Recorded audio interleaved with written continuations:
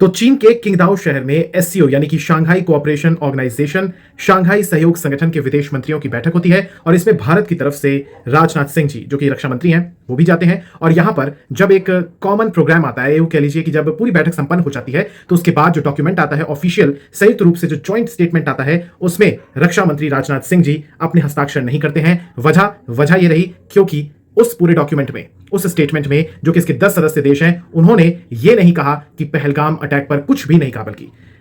इसके स्थान पर उन्होंने बलूचिस्तान की घटना का जिक्र जरूर किया है, लेकिन उन्होंने भारत के जम्मू कश्मीर में जो पहलगाम पर अटैक हुआ था, टूरिस्टों पर, हिंदू पर्यटकों पर अटैक हुआ था, धर्म देखकर गोली मारी गई थी, उन्हें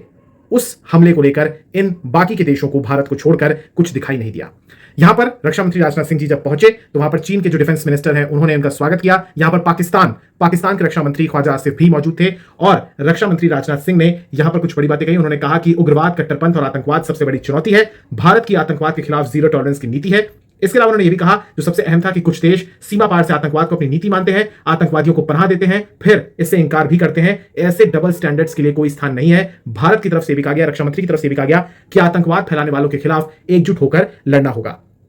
आपको मैं बता दूं कि ये जो समिट है, इसके जो देश हैं, एससीओ जो बेसिकली रूस और चीन ने इसका निर्माण किया था वर्ष 2001 में, और इसमें इसकी जो सदस्य देश है उसमें भारत, पाकिस्तान, चीन, रूस, Iran, Kazakhstan, Kyrgyzstan, Tajikistan, Uzbekistan और बेलारूस शामिल, यानी कि सेंट्रल एशिया के जो मुल्क हैं वो इसमें शामिल हैं। और अगर इसके हम सेलेंट फीचर्स की बात करें, इनका प्रभाव क्या, तो वो ये है कि 10 देशों में रहती है 43% आबादी, बड़ा संगठन है,